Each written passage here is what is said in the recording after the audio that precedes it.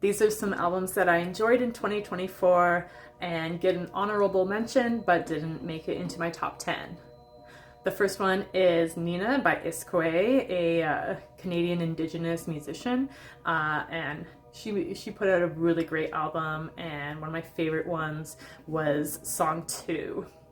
Then there is Valerie by Tay Shi, which was an awesome album with awesome songs on it, but she had already released like half of them on an EP beforehand, so it didn't really feel like an album because I already knew half the songs. There was Bass Punk by Bass Victim, which is really awesome. I think it was a Frost Children post or an Angel Emoji post that had one of the songs, and I was just like, I need to listen to this album, and I listened to it on repeat for like a week. It was really good.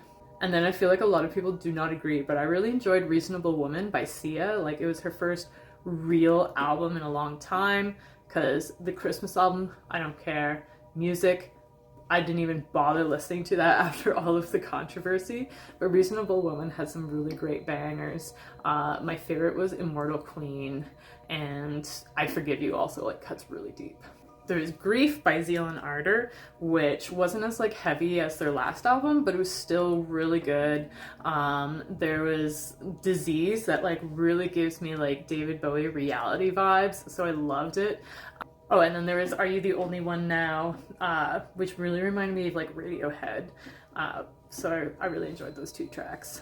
Then Banshee released 2 EPs this year that were great, Siren Core, as well as Backstabber, and both of them are just like immaculate vibes. And she is coming out with an album next year that I'm excited for, but half the songs have already been released, so I find that like kind of annoying.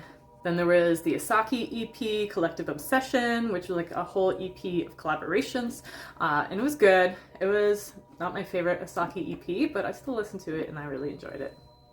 Then there is The Great Impersonator by Halsey, and I absolutely loved her last album, If I Can't Have Love, Then I Want Power. And then this one has like some amazing songs on it, and like has the amazing songwriting that you expect from Halsey, but she did it in each song in a style of a different musician, and it made the flow of the album extremely disjointed because there were so many different genres. So I just really do not like how the album flowed, and then there's a couple songs that I'm like, these are a skip every time. I cannot listen to these. Then the last honorable mention album is Negative Spaces by Poppy, which just came out yesterday. I've only listened to once. I liked it, and I don't think it'll make it into my top 10, so that's why I'm putting it in my honorable mentions before the end of the year.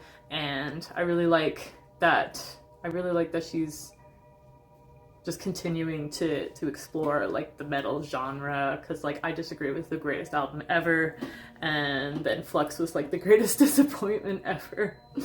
No, the Christmas EP was the greatest disappointment ever, and then Flux was quite a disappointment as well. But then her last album, Zig, was really good, but it kind of went back into that pop vibe, and then now she's back like really into the metalcore kind of stuff, and she's screaming, which is really cool.